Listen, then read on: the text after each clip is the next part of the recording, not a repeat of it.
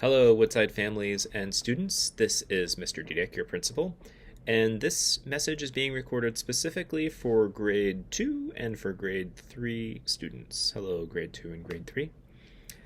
We've been closed for a couple of days, and I wanted to talk with you a little bit about that in preparation for coming back to school.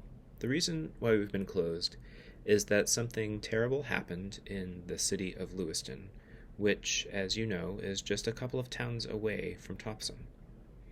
The terrible thing that happened is that someone was trying to hurt some people. Some people were hurt. In fact, some people even died. When something terrible like this happens, it's very important to stop and pause, make sure everything is safe, and after you're sure everything is safe, to try to get back to normal again. Now, we're opening school back again because myself and all of my principal friends, our superintendent, Mrs. O'Leary, even the chief of police, Chief Hagan, believe that school is a safe place for students to be. One of the things that's important, though, is to check in on your own feelings as you're getting ready to come back to school. So I'd like you to take a little time to do that. My first question for you is, how are you feeling today? Think about that a little bit. Maybe even write down a couple of words that describe your feelings. Now, my hope and my goal is that people feel safe when they're here at school. So I'd like you to think for a minute, what are all the types of things that we do to help kids feel safe here at school? What are things that we practice in order to feel safe? One example of things that I do is I use my walkie-talkie and I wear my yellow vest every morning and every afternoon at arrival and dismissal to make it easy for kids to see me and for people to know that there are helpers out there to make sure that your transition to and your transition from school is a safe one.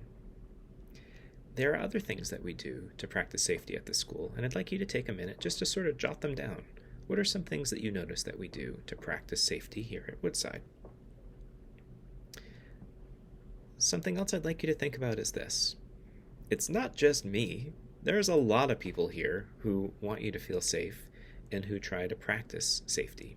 Who are the helpers that you know at Woodside that help make you feel safe? Take a moment and try to jot some of their names down too, or talk with your family about it. See if you can name at least 5 people at Woodside who are helpers that make us feel safe. If you can even name more than 5, more power to you. Finally, I'd like you to think a little bit about this. What can you do that helps other people feel safe? How can you be a helper to your friends? I'm going to give you the answer in advance because this is not meant to be a quiz or a test. Practice the code of cooperation. That's when we practice being safe and respectful, responsible and kind. With our words and our actions, when we practice those things, when we're practicing the code of cooperation in all that we do, we're helping ensure that our environment here at the school is a safe place for everyone. Now, when I see you on Monday, you can expect me to be wearing a yellow vest, and yes, I'll have a walkie-talkie, and I hope maybe you'll give me an elbow bump or knuckle buster or a high five, or if you want, you can say a gentle hello to my friend Chai, who will be there to greet us back when you come back to school too.